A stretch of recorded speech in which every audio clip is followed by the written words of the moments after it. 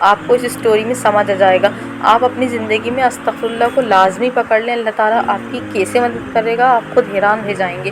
چلیے یہ واقعہ استغفار کے بارے میں ہے اور امام احمد بن حنبل کی زندگی سے لیا گیا ہے، جو اسلام کے بہت بڑے اسکالر رہ چکے ہیں۔ وہ اپنے بڑھاپے میں یعنی کہ جب وہ بزرگ ہو گئے تھے تو وہ سفر کر رہے تھے، ایک شہر میں جا کر رک گئے، نماز کے بعد وہ رات گزارنا چاہتے تھے،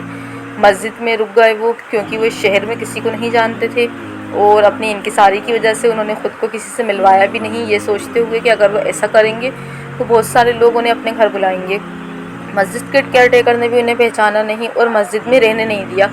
جبکہ وہ امام احمد بہت بوڑھے تھے، لیکن مسجد میں کیئر ٹیکر نے ان کو رہنے نہیں دیا اور انہیں باہر نکال دیا گیا۔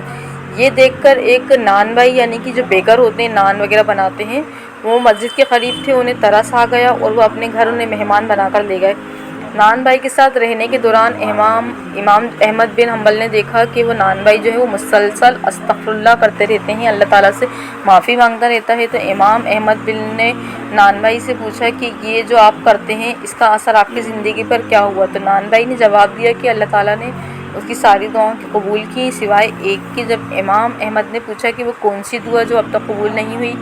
تو نان بھائی نے جواب دیا اس نے اللہ سے دعا کی تھی کہ اسے مشہور اسکالر امام احمد بن حنبل سے ملوا دے۔ اس پر امام احمد بن حنبل نے کہا کہ اللہ نے صرف اس کی دعا نہیں سنی بلکہ انہیں امام احمد کو کھینچ کر ان کو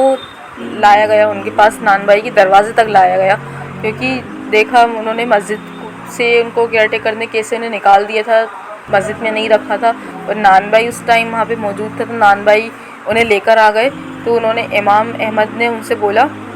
کہ اللہ تمہیں میرے پاس کھینچ کر مجھے تمہارے پاس کھینچ کر لے کر آیا ہے۔ تو یہ واقعہ ہمیں یاد دلاتا ہے کہ استغفار کہتے رہنے کی کتنی طاقت ہوتی ہے۔ ہمیں یاد رکھنا چاہیے کہ ہمارے نبی صلی اللہ علیہ وسلم بھی استغفار کرتے تھے، 70 کی تعداد کا بتایا گیا ہے کہ وہ اتنا استغفار کرتے تھے، جبکہ وہ تو بے گناہ تھے۔ نبی تو بالکل پاک صاف معصوم بے گناہ ہوتے ہیں، ان سے تو کوئی گناہ بھی نہیں ہوتے تھے، پھر بھی وہ اللہ تعالیٰ سے استغفار کرتے تھے۔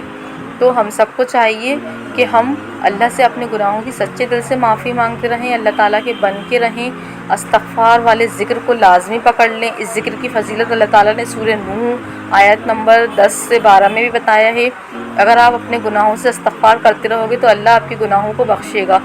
آپ کے لیے نفع والی آسمان سے موسلادھار بارش نازل فرمائے گا، آپ کی مال اور اولاد میں اضافہ کرے گا، اور آپ کو ایسے باغات عطا فرمائے گا جس کی چھاؤں کبھی ختم نہیں ہوگی، اور آپ کے لیے نہریں جاری کرے گا۔ تو اللہ تعالیٰ سے خوب استغفار کریں، خوب استغفار کریں۔ یہ تو بہت فیمس واقعہ ہے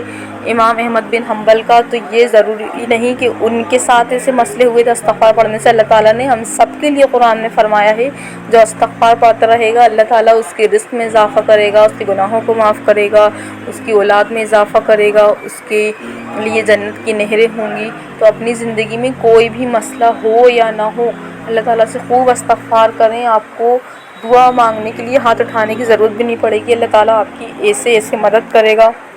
کیونکہ اللہ تعالیٰ آپ کے دلوں کے حال کو جانتا ہے بہترین طریقے سے۔ اللہ تعالیٰ ضرور آپ کی دعاؤں کو قبول کرے گا انشاءاللہ۔